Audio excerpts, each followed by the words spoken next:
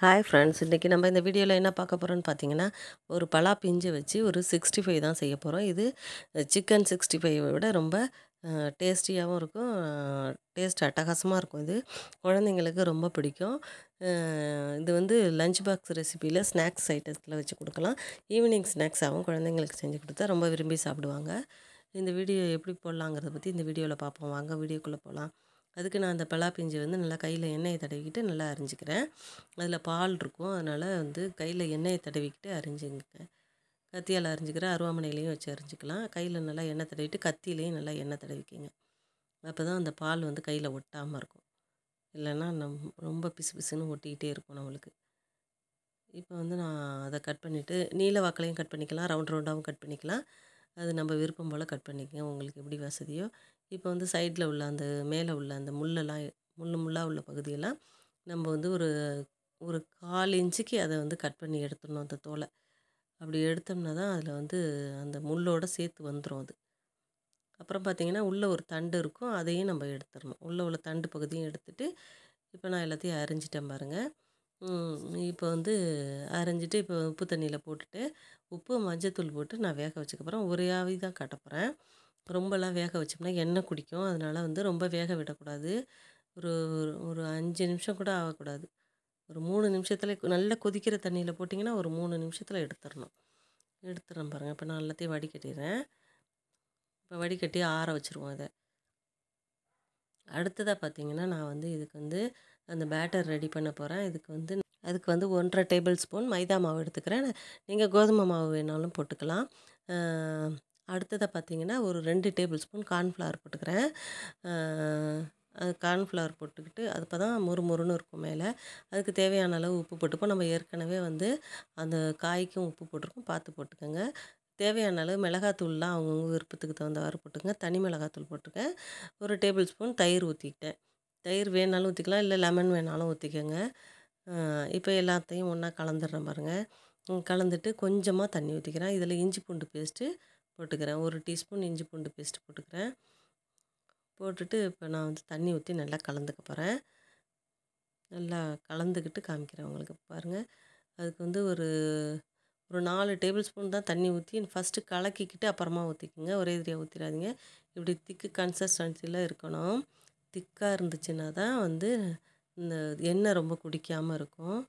பாருங்கள், இந்த அளவில் பேட்டர் இருக்கணும். இப்போ பாருங்கள், நான் உங்களுக்கு அடித்து பசஞ்சிட்டு காமிக்கிறேன் பாருங்கள்.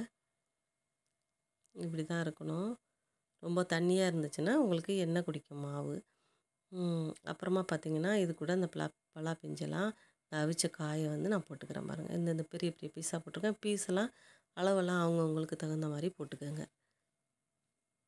இது வந்து சீக்கிரம் வெந்துடும், அதனால் பெரிய பீஸாகவே போட்டிருக்கேன் நான். இப்போ அடுத்ததை பார்த்திங்கன்னா இப்போ நான் கலந்துட்டு அது கூடவே வந்து நான் கரம் மசாலா போட போகிறேன். நீங்கள் வேணான்னா ஸ்கிப் பண்ணிக்கோங்க. கரம் மசாலா போட்டுட்டு நான் பிசைஞ்சிட்டு காமிக்கிறேன் பாருங்கள்.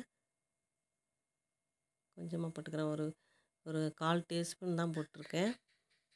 அதையும் நல்லா கலந்து விட்டுட்டு வச்சுட்டு இப்போ அடுப்பில் நான் அடுத்ததாக எண்ணெய் காய வச்சுட்டு காமிக்கிறேன் உங்களுக்கு எப்படி போடலாங்கிறத. இப்போ பாருங்கள், இப்போ எண்ணெய் நல்லா காஞ்சிடுச்சு. அதாவது மீடியம் ஃப்ளேமில் வச்சுக்கோங்க. ரொம்பவும் ஹாட்டாக வைக்காதீங்க, ரொம்ப சூடாக வைக்கக்கூடாது. நல்லா சூடு வந்தோன்னே மீடியமில் வச்சுக்கோங்க. வச்சுட்டு இதை போட்டு எடுக்க வேண்டியதான், பொரிச்சு எடுக்க வேண்டியதான். ரொம்ப ஈஸியானது தான். குழந்தைங்க ரொம்ப விரும்பி சாப்பிடுவாங்க. மட்டன் சிக்கன் சாப்பிடாத குழந்தைங்க கூட இதை விரும்பி சாப்பிடுவாங்க. நல்லா அதே டேஸ்ட்டில் இருக்கும் இது. இப்போ நான் நல்லா பெரட்டி விட்டு நல்லா வேக வச்சு எடுத்துக்கிறேன். நல்லா கோல்டன் கலர் வந்துடுச்சு. வந்த பிறகு நான் எடுத்துகிட்டு காமிக்கிறேன் பாருங்கள். நல்லா மேலே கிறிஸ்பியாக இருக்கும், உள்ளே சாஃப்டாக இருக்கும். அந்த கார்ன்ஃப்ளவர் போட்டதுனால உங்களுக்கு மேலே மொறுமொறுன்னு இருக்கும், உள்ளே வந்து சாஃப்டாக இருக்கும். வேணுன்னா அரிசி மாவு போட்டுக்கலாம். அரிசி மாவு போட்டால் கொஞ்சம் ஹார்டாக தெரியிறாப்புல இருக்கும். அதுக்காக தான் நான் குழந்தைங்களுக்காக அரிசி மாவு போடாமல் இப்படி சாஃப்டாக இருக்கிறதுக்காக அப்படி போட்டிருக்கேன். பாருங்கள், நான் எல்லாத்தையும் பெரட்டி எடுத்துகிட்டு உங்களுக்கு காமிக்கிறேன் பாருங்கள். ரொம்ப தீ அதிகமாக வச்சோம்னா கரிஞ்சு போயிடும். அதுக்காக தான் ஓரளவு மீடியம் ஃப்ளேமில் வச்சு பெரட்டி விட்டு எடுத்துக்கிறேன். கிட்டக்கனே எடுத்துக்கணும். பெரட்டி விட்டு இப்போ எடுத்துடுறேன் பாருங்கள். இப்போ பாருங்கள், எல்லாத்தையும் வடிகட்டி எடுத்துட்டேன் பாருங்கள். ரொம்ப எண்ணெயே குடிக்காது இது. நம்ம பேட்டர் வந்து கரெக்டாக ரெடி பண்ணிட்டோம்னாக்கா மாவு வந்து எண்ணெய் குடிக்காது. இப்போ பாருங்கள், நான் ஒரு இடுப்பு பொரிச்சு எடுத்துட்டேன். இப்போ அடுத்த பேட்ச் நான் போட்டுட்டு உங்களுக்கு காமிக்கிறேன் பாருங்கள். அடுத்த பேட்ச் நான் போட்டுட்டேன். அதையும் இதே மாதிரியே நான் பொரிச்சு எடுத்துகிட்டு காமிக்கிறேன் பாருங்கள்.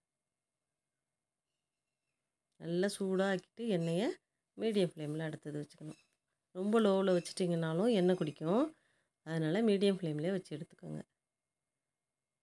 அப்படியே பரட்டி விட்டு எடுத்தோம்னாக்கா ஈஸியாக ரெடி ஆகிடும். இப்போ நான் அது கூட கொஞ்சமாக கருவேப்பிலை போட்டுக்க போகிறேன். கருவேப்பிலை போட்டோம்னா நல்லா வாசமாக இருக்குங்கிறதுக்காக கருவேப்பிலை போட்டிருக்கேன். இப்போ பாருங்கள், அந்த கருவேப்பிலையோடு சேர்ந்து அது நல்லா மொறுமொறுன்னு வெந்துருச்சு கருவேப்பிலையும். இப்போ எல்லாத்தையும் சேர்த்து நான் எடுத்துகிட்டு உங்களுக்கு காமிக்கிறேன் பாருங்கள். ரொம்ப அருமையாக இருக்கும் இந்த வீடியோ. குழந்தைங்களுக்கு ரொம்ப பிடிக்கும். அதனால் இதேமாரி நீங்களும் செஞ்சு பாருங்கள். குழந்தைங்களுக்கு ஈவினிங் ஸ்நாக்ஸாகவும் செஞ்சு கொடுங்க. ஏதாவது தயிர் சாதத்துக்கு கூட இது பருப்பு சாதம், தயிர் சாதம், சாம்பார் சாதம் எல்லாத்துக்குமே ரொம்ப ஆப்டாக இருக்கும் இது. இதுமாரி நீங்களும் செஞ்சு சாப்பிட்டு பாருங்கள். குழந்தைங்களுக்கும் செஞ்சு கொடுங்க. லஞ்ச் பாக்ஸில் கொடுக்கறதுக்கு இது ரொம்ப யூஸ்ஃபுல்லாக இருக்கும். ரொம்ப ஈஸியானது தான். ஒரு 10 நிமிஷத்தில் செஞ்சிடலாம். இந்த வீடியோ உங்களுக்கு ரொம்ப யூஸ்ஃபுல்லாக இருக்கும்னு நினைக்கிறேன். இந்த வீடியோ பிடிச்சிருந்துச்சுன்னா ஃப்ரெண்ட்ஸ் அண்ட் ஃபேமிலிக்கு ஷேர் பண்ணுங்கள். மறக்காமல் சப்ஸ்கிரைப் பண்ணுங்கள். Okay, bye bye. தேங்க்யூ.